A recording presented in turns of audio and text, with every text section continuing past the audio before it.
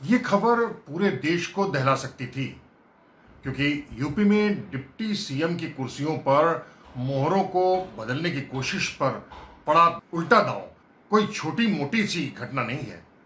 मगर इस खबर को मोदियाई मीडिया ने कुछ इस तरीके से झाड़ दिया मानो उसकी अहमियत शर्ट की कॉलर पर पड़ी धूल से ज्यादा नहीं। लेकिन सच बात तो यही है कि यूपी के राजनीतिक शतरंज पर नरेंद्र मोदी करारी शह खा गए हैं। योगी को अपना पिद्दी सा गवर्नर से ज्यादा अहमियत न देने वाली भाजपा के नेतृत्व को जितना जबरदस्त धोबी पाटा योगी ने दिया है वह अपने आप में वाकई अविश्वसनीय है। दरअसल यूपी के डिप्टी सीएम की कुर्सियों में मोहरों को बदलने की घटना ने साबित कर दिया है कि इतिहास अपने आप को दोहराता है, भले ही उसमें मोहरे बदल दिए जाएं। जाहिर है कि इतिहास जब अपने आप को दोहराता है तो भले ही मोहरे बदल जाएं, लेकिन इतिहास में नतीजे पुराने जैसे ही होते हैं। आज यूपी में जो खेला हुआ है ना, ठीक वही खेला करीब 20 बरस पहले यानी 2000 में हो चुका था। और उस घटना ने भाजपा नेतृत्व में आधिकारिकता के रिश्तों के बीच कुछ इस तरीके की खटास पैदा कर दी थी कि उसके बाद 1.5 दशक तक भाजपा सरकार बनाने के लिए तरस गई। तब भी झगड़ा आजमगढ़ भूमिहार और नेतृत्व की जिद को लेकर था। याद कीजिए वह घटना जब अटल बिहारी वाजपेयी केंद्रीय सरकार में मुखिया थे और यूपी में उनके सिपहसालार और मित्र कल्याण सिंह सरकार चला रहे थे। तब कल्याण सिंह की एक करीबी मित्र थी कुसुम राय, जिनको कल्याण सिंह ने लोक निर्माण विभाग का मंत्री बना दिया था। कुसुम राय आजमगढ़ की रहने वाली थी और जाति से भूमिहार। कहते हैं ना कि राजनीति बड़ी कुत्ती चीज होती है, तो कल्याण सिंह के साथ भी यही हो गया। दरअसल कल्याण सिंह पर कोई सीधा हमला करने की औकात नहीं रखता था, इसलिए कल्याण सिंह की कमजोर नस पर हमला शुरू हुआ। नतीजा यह हुआ कि कुसुम राय के बहाने कल्याण सिंह की छीछा लेदर शुरू हो गई। कुसुम राय को लेकर भाजपा के बड़े दिग्गज माने जाने वाले राजनाथ सिंह, लालजी टंडन और कलराज मिश्र जैसे कल्याण विरोधी लोगों ने चर्चाओं और अफवाहों की तलवारें लहरानी शुरू कर दी। प्रधानमंत्री अटल बिहारी वाजपेयी के कान भरे गए। आखिरकार अटल जी ने कल्याण सिंह से कह दिया कि वे कुसुम राय को सरकार से हटा दें। आपको बता दें कि आरएसएस, जनसंघ और भाजपा को खड़ा करने की जितनी मेहनत अटल जी ने की थी ना, कल्याण सिंह ने कम नहीं की थी, बल्कि कई मामलों में तो कल्याण सिंह ने अपनी आहुति तक दे दी थी। अयोध्या ढांचा की याद कीजिए, उसे गिराने में सबसे बड़ी भूमिका अगर किसी ने निभाई थी तो वो कल्याण सिंह थे। ऐसे में कल्याण सिंह अपनी सरकार में अटल जी का हस्तक्षेप बर्दाश्त नहीं कर पाए। साफ मना कर दिया कि कुसुम राय को बेवजह बर्खास्त नहीं करेंगे। फिर क्या था, भाजपा की जो निर्मल और निर्बाध धारा किसी झरने के तरीके से कल कल बह रही थी, उसमें इतनी खटास पैदा हो गई अगले 1.5 दशक तक कि भाजपा राजगद्दी के लिए तरसती ही रह गई।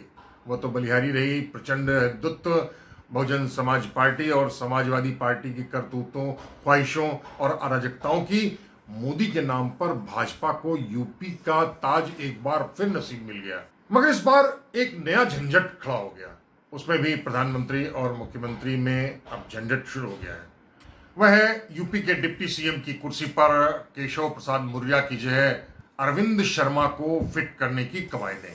मैंने कहा ना कि इस ताजा कहानी में पुराने के मुकाबले पात्र बिल्कुल बदल गए हैं। अटल जी की जगह नरेंद्र मोदी हैं, कल्याण सिंह की जगह योगी आदित्यनाथ हैं और कुसुम राय की जगह पर हैं अरविंद शर्मा। गुजरात के आईएएस रह चुके हैं और आजमगढ़ के रहने वाले भूमिहार हैं। मोदी के बहुत खास माने जाते हैं। कुछ और भी कई फर्क है। मसलन कुसुम राय घरेलू महिला थी और उन्होंने अपना राजनीतिक जीवन लखनऊ नगर निगम में नामित सभासद के तौर पर शुरू किया था, जबकि अरविंद शर्मा गुजरात में आईएएस अफसर थे और खुले मोदी समर्थक माने जाते थे। लेकिन इन दोनों कहानियों में कई साम्यताएं भी हैं। मसलन अरविंद शर्मा भी भूमिहार हैं और आजमगढ़ के रहने वाले हैं। लेकिन सबसे बड़ी साम्यता तो यह है कि भाजपा का चुनाव चिन्ह कमल है यानी फूल। कुसुम का अर्थ भी होता है कुसुम यानी फूल, और अरविंद का अर्थ भी कमल यानी कुसुम यानी फूल। खैर, अब तो खुली चर्चाएं शुरू हो गई हैं कि मोदी ने अरविंद शर्मा को नौकरी छोड़कर यूपी की राजनीति में घुसपैठ कराई है। मकसद के तहत अरविंद को विधान परिषद का सदस्य बनाया गया और फिर डिप्टी सीएम की कुर्सी देकर योगी की राजनीति में हस्तक्षेप करने की रणनीति बनी गई। यह कुर्सी केशव प्रसाद मौर्य से छीनी जानी थी, लेकिन चर्चाओं के अनुसार केशव ने कुर्सी छोड़ने से साफ मना कर दिया। मामला सुलझाने के लिए होश बोले तक लखनऊ आए, लेकिन बिना किसी नतीजे के वापस चले गए। लेकिन कुछ भी हो, इस पूरे मामले को योगी की जबरदस्त जीत के तौर पर, जबकि संघ, मोदी और भाजपा नेतृत्व की करारी शिकस्त के तौर पर देखा जा रहा है। अब हालत यह है कि सत्ता पर भले ही सब कुछ शांत बनाने की कोशिशें चल रही हों, लेकिन सच यही है कि सत्ता के नीचे एक बड़ा ज्वालामुखी सुलग रहा है। लेकिन वह तो मीडिया का चेहरा है जो मोदी और भाजपा की मलाई चाट रही है और मोदी की ही आवाज उगल रही है। खैर, कोशिश खुद की और दिमाग ऊपर वाले का, यानी सफाचट खोपड़ी और दमदमाती किस्मत। जी हाँ, योगी का यह नया अवतार लोगों को अब लुभाने लगा है। अब योगी से कोई डरता नहीं है, बल्कि अब धीरे धीरे तो योगी के प्रति लोगों के मन में स्नेह का भाव भी उमड़ने लगा है। भले ही इसके राजनीतिक कारण हो, लेकिन इस ताजा झगड़े में दलित, मुसलमान और यादव जैसे लोग अब चिल्लाने लगे हैं कि अगर योगी पर कोई खरोच भी हुई तो उसका नुकसान भाजपा को भुगतना ही पड़ेगा। हाँ, लोगों में योगी के अफसरों को लेकर यह भयावह डर बदस्तूर मौजूद है कि न जाने कब किसके पर अपना गुस्सा यह अफसर थोप डालें और बैठे ठाले पूरी तोहमत योगी की सफाचट खोपड़ी पर चिपका दें। शक बेवजह नहीं है। सामान्य तौर पर योगी की छवि कान के कच्चे नेता जैसी है। यानी सबसे बड़ा सवाल तो अभी भी मौजूद है कि जरूरी क्या है, लोकप्रियता या फिर विश्वसनीयता। तो अगली बार फिर किसी दूसरे स्थान पर, किसी दूसरे मसले पर और किसी दूसरे व्यक्तियों के साथ हम फिर हाजिर होंगे।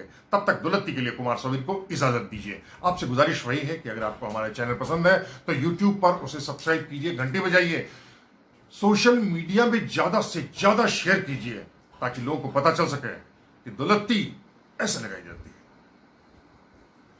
नमस्कार।